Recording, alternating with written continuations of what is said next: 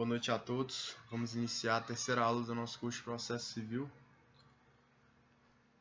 Teoria Geral, item 3.2. A nova concepção do direito e a transformação do princípio da legalidade.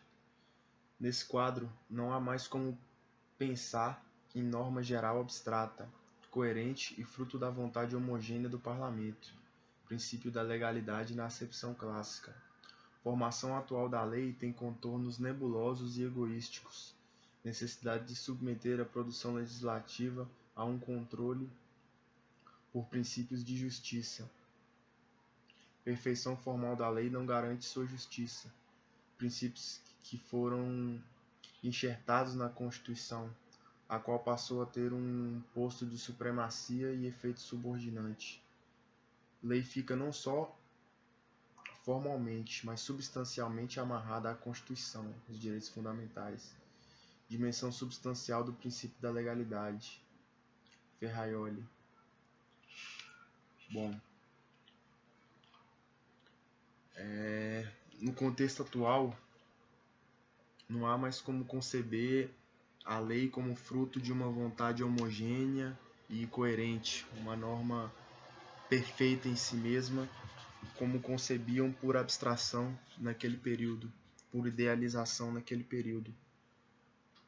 Tendo em vista que a formação da lei, ela tem os chamados aqui por Marinoni de contornos nebulosos, quer dizer, ao influxo de vários interesses que não necessariamente são os mais nobres e os mais dignos e não necessariamente estão alinhados aos ideais de justiça e aos valores positivados na Constituição.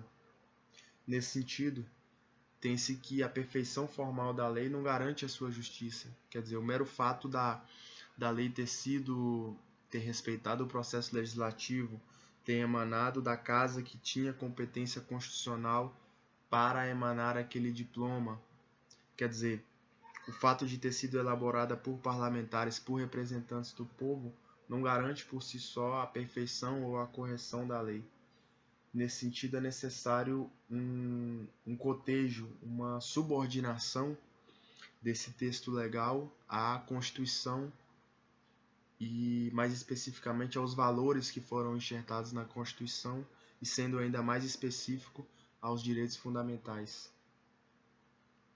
Então, essa é a chamada dimensão substancial do princípio da legalidade, que é, vamos dizer, a extração da norma a partir de um confronto da lei com a Constituição e, mais especificamente, com os direitos fundamentais. A insuficiência da lei como disposição em si mesma. 3.3. Compreensão crítica e conformação da lei. Jurista. Não mais descrever a lei, mas compreendê-la à luz da Constituição, notadamente de seus princípios e dos direitos fundamentais. Lei não como objeto absoluto, mas como componente na formação da norma. Adequar a lei aos princípios de justiça. E quando a correção não for possível, declarar a inconstitucionalidade. Aquilo que nós já havíamos pontuado. O jurista passa a não ser mais a função do jurista passa a não ser mais a de meramente declarar a norma que já estaria contida naquele dispositivo ab início, mas passa a ser a função de extrair a norma, tendo em vista não só o texto legal, mas a leitura desse texto legal à luz da Constituição, notadamente aos princípios constitucionais e aos direitos fundamentais. A lei passa a ser não um objeto absoluto e único, mas um componente na formação da norma, né? E quando esse ajuste, né, quando não for possível uma interpretação razoável a partir do cotejo do texto legal com os valores e princípios constitucionais, é necessária então a declaração de inconstitucionalidade, dada a incompatibilidade daquela norma com daquele dispositivo com normas de maior hierarquia. Compreensão crítica da lei em face da Constituição. Quer dizer, na verdade, o jurista ele vai fazer uma leitura crítica da lei em face ou à luz da Constituição. Maior dignidade e responsabilidade ao jurista. a quem cabe a construção ou reconstrução da norma, de modo a conferir efetividade aos planos da Constituição, isto é, aos projetos de Estado e às aspirações da sociedade. Bom, de modo a conferir efetividade aos planos da Constituição, isto é, aos projetos de Estado e às aspirações da sociedade. 3.4. Da legalidade formal pelas regras à legalidade substancial pelas normas. Estado liberal. Normas vistas como regras. Princípios não entravam no campo das normas, mas eram fundamentos destas.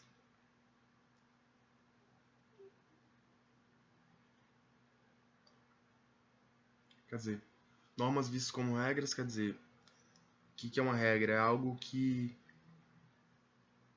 determina uma conduta ou determina uma abstenção em caráter absoluto e único. Pode ser cumprido ou descumprido. Princípios não entravam no campo das normas. Princípios não eram vistos como normas, mas eram os fundamentos das normas. Quer dizer, esse fazer ou não fazer existe em função de um determinado princípio. O princípio está subjacente à norma, mas ele não tem atuação jurídica de per si. Normas teriam, portanto, sentido unívoco e aplicação uniforme. Discussões.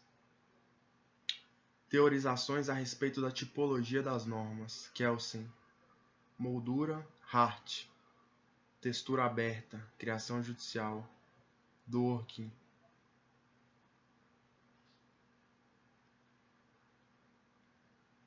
Bom, vamos desenvolver um pouco mais isso aqui. Para Kelsen, o dispositivo legal ele seria uma moldura que admitiria várias interpretações possíveis dentro daquela baliza estabelecida pela moldura, né? Para Hart, a norma teria uma textura aberta, seria uma criação judicial, não estaria necessariamente adstrita a essa moldura fora da qual haveria uma violação ali ao texto legal. Dworkin, crítico de Hart. Princípios orientavam o juiz na escolha da única decisão correta. Redução da discricionariedade judicial. Quer dizer, Dworkin já não admite essa amplitude tão vasta da norma, no sentido de que para Dworkin, para cada caso, há uma única decisão judicial correta, não há mais de uma opção correta, de modo que os princípios orientam o juiz a extrair, no caso, a norma, vamos dizer, perfeita, a solução daquele determinado caso concreto. Nesse sentido, haveria uma redução da discricionariedade judicial que estaria balizada ou comprimida pela força dos princípios. Alexis, natureza principiológica dos direitos fundamentais. Quer dizer, os direitos fundamentais configuram, na verdade, verdadeiros princípios que se irradiam por todo o ordenamento jurídico. Inclusão dos princípios como espécies normativas. O princípio passa a ter força normativa e passa a não ser, deixa de ser tão somente um elemento de suporte para a existência da norma no sentido de norma-regra. Classificação das normas. Primeiro grau. Tem por objeto o comportamento humano. Segundo grau. Tem por objeto a atuação de outras normas, né? Normas sobre normas.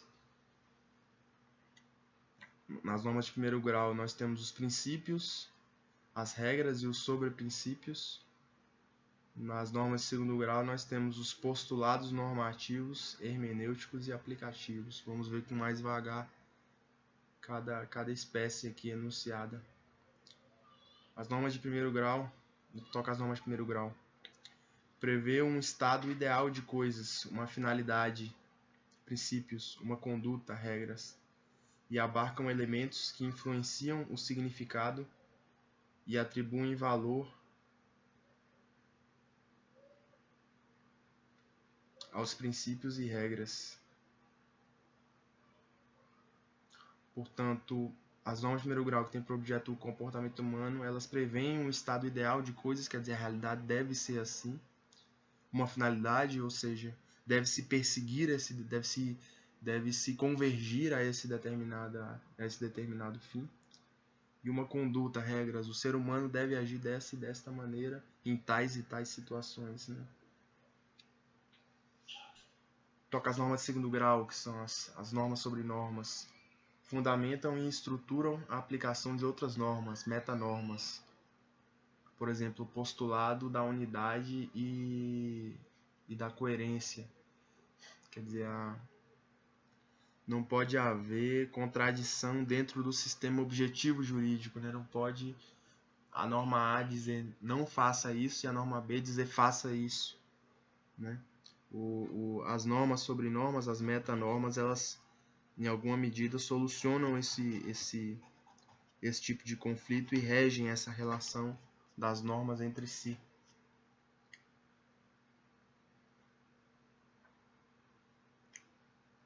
Estruturam a aplicação diante das antinomias, quer dizer, diante do conflito entre normas.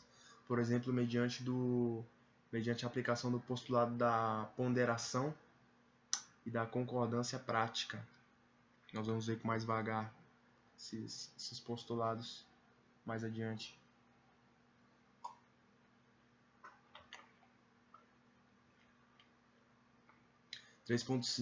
O problema da compreensão do direito por meio dos princípios.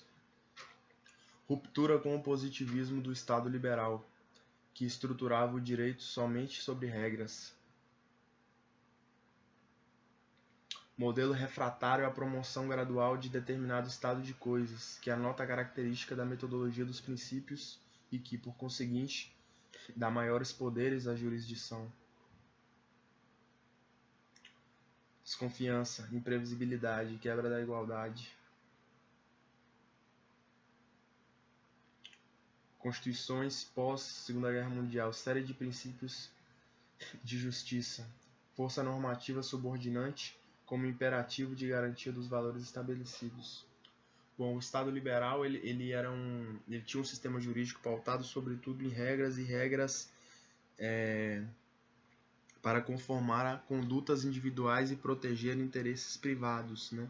Estabelecer um fazer ou um não fazer, e no sentido de que o dispositivo que estabelecia esse fazer ou não fazer, ele era bastante em si mesmo e ele tinha um sentido unívoco e deveria ter aplicação uniforme, independentemente da situação particular dos sujeitos submetidos àquela determinada norma. O modelo dos princípios, os princípios eles estabelecem, vamos dizer, um fim a ser perseguido, né? Um fim ao qual se deve convergir, né? Não estabelece propriamente um fazer determinada coisa. E estabelece uma espécie de um dirigismo que deve ser perseguido pelo juiz na aplicação do direito, né? Isso dá maiores poderes ao juiz, o que era evidentemente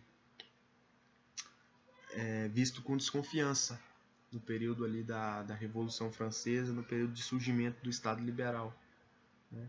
Gerava imprevisibilidade, ausência de segurança jurídica e um temor de quebra da igualdade. Você dá um poder, tirar o juiz da posição de autômato e conferir a ele poder para perseguir um determinado fim sem que o processo de persecução desse determinado fim estivesse absolutamente balizado pela lei, fosse absolutamente previsível, né?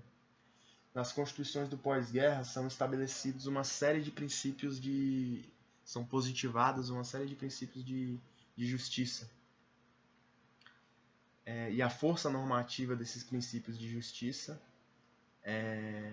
a força subordinante desses princípios de justiça, é um imperativo de garantia dos valores estabelecidos. Quer dizer, esses valores eles só iriam ser aplicados se esses princípios tivessem força normativa, se eles pudessem de fato incidir sobre o mundo jurídico e, por conseguinte, sobre o mundo dos fatos através da jurisdição.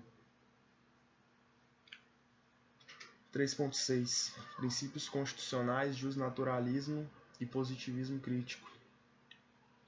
Princípios normalmente se referem a direitos humanos e princípios de justiça, certa correspondência com o direito natural. Positivismo crítico. Constituição integra o direito positivo e contém princípios de justiça, à luz dos quais a legislação deve se adequar. Então, quer dizer, os princípios constitucionais, ele, em alguma medida, eles se reportam aos direitos naturais, direito de igualdade, de dignidade, enfim. E o positivismo puro, ele considera aquele dispositivo legal em si mesmo, né, a norma em si mesma. E já o positivismo crítico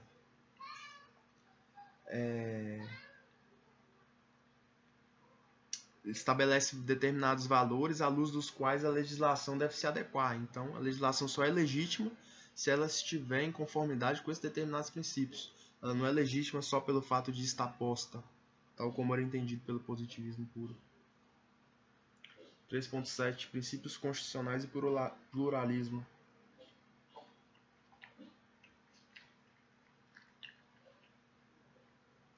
Princípios expressam concepções e valores culturais,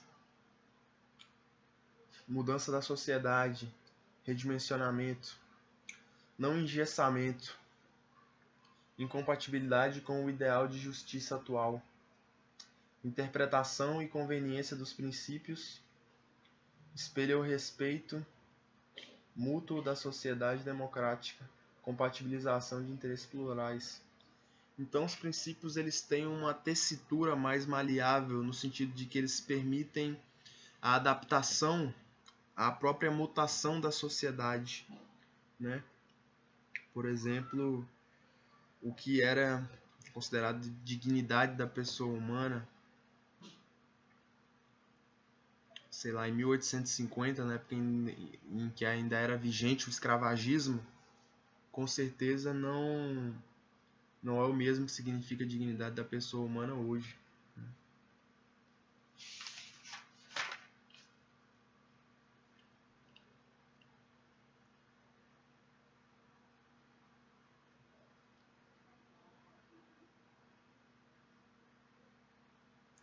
O controle de constitucionalidade pelo juiz singular no direito brasileiro. Qualquer juiz no sistema brasileiro tem a obrigação de controlar a constitucionalidade da lei. Forte esse título aqui. A rigidez da Constituição e a sua garantia jurisdicional, a garantia jurisdicional da Constituição, são condições necessárias à constitucionalização do ordenamento jurídico. Quer dizer, a Constituição tem que ser estável e ela não pode ser modificada facilmente, né, posto que ela é a base do ordenamento jurídico. E a mudança nela repercute, reverbera por todo o ordenamento. Então, uma certa estabilidade da Constituição e a garantia de que ela vai ser respeitada e de que ela vai influir sobre o ordenamento jurídico são condições para a própria segurança jurídica e estabilidade do ordenamento. O juiz não é mais a boca da lei, mas um projetor do direito que considera a lei à luz da Constituição a fim de encontrar uma solução justa. Ele simplesmente, quer dizer, aquilo que nós já havíamos pontuado. O juiz o intérprete, o jurista, o juiz no caso concreto, deixa de agir como deixa de cumprir a função de meramente declarar o conteúdo unívoco e uniforme da lei, mas ele tem uma visão crítica. Ele, à luz do que está disposto na lei, ele promove um confronto com a Constituição, ou uma leitura à luz da Constituição, buscando encontrar uma solução justa e permeada pelos valores constitucionais. Controle difuso ou concentrado. E aqui uma breve lembrança aqui que pode ser útil para